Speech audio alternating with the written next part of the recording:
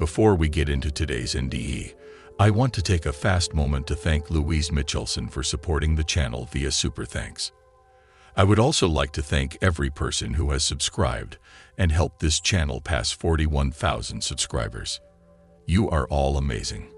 Now for today's NDEs, we have Lynn H., who describes not only how she died, but also how she made a conscious decision to return from the afterlife.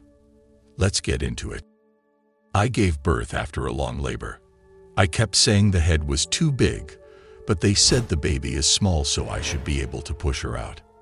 Eventually, after 11 hours of labor, they decided to do a small cut.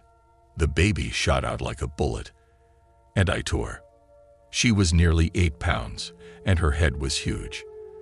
They sent my husband home after he held the baby. They sewed me up, and then tried to sit me up. I passed out. I was in so much pain in my kidneys and was totally exhausted. It was a hard pregnancy because I couldn't keep food or drink down. I weighed 9 stone 4 pounds when I fell pregnant and weighed 9 stone 8 pounds at 9 months.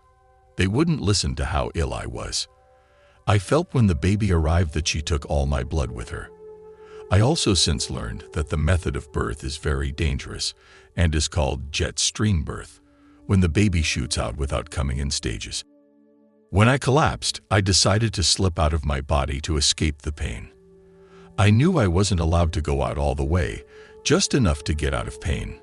I slid upwards so my soul body was sitting, i.e. my head was above the bed, but my legs were still in my body. I watched as the nurse shouted that there was no mask on the oxygen. They went running out looking for a mask. Then, before I knew it, there were loads of people in the room.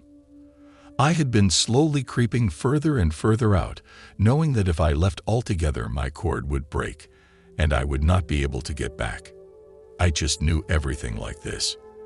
It was as if I knew everything there was to know.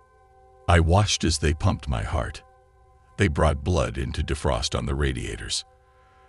A junior doctor was pacing the room, just turning the pages of my notes. He didn't have time to read anything. He just kept turning pages. Someone was calling out my blood pressure, which kept dropping. I just wanted to leave my body, so I crept out further.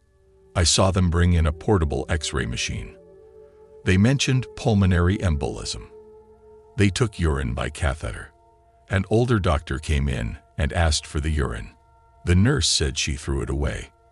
He went ballistic, saying how was he to test it if she threw it away. It was pandemonium. I decided to go. I didn't want to stay anymore. I floated upwards.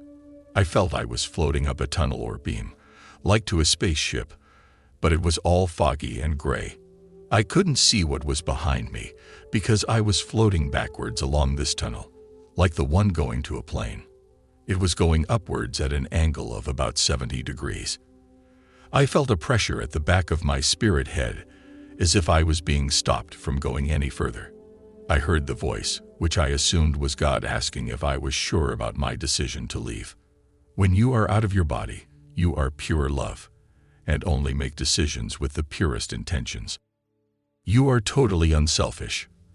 I was asked to think about what would happen if I left now.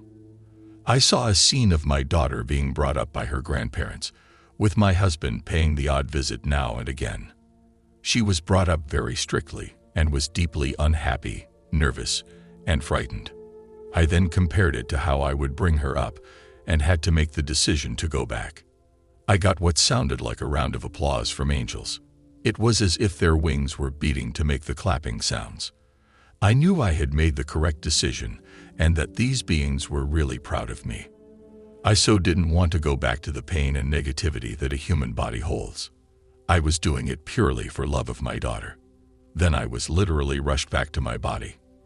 It is an experience I will never forget. It was awful. It felt as if I could not fit into the body. It was like trying to push something large and soft into a small metal casket.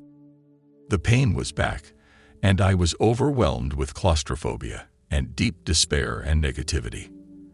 As soon as I was back, I regretted my decision. I was now thinking like an earth person, only of myself. I so wanted to leave again and get out of this horrible body. I hated it. Every minute of every day since that time, 33 years, I have regretted my decision and wished I had not come back. Now my daughter is grown up and happy, and my husband has left. The children have left home, and my depression is worse.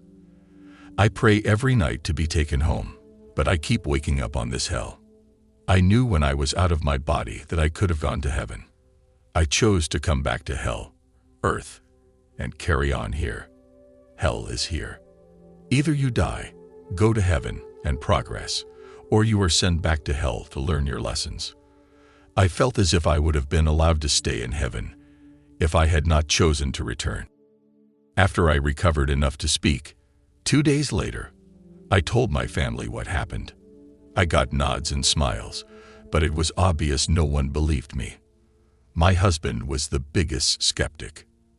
He just did not believe any of it.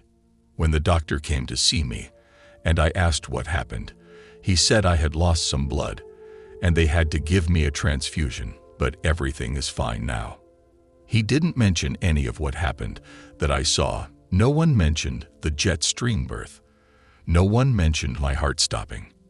I feel very bitter that if I hadn't seen what I saw with my own eyes, I would be none the wiser.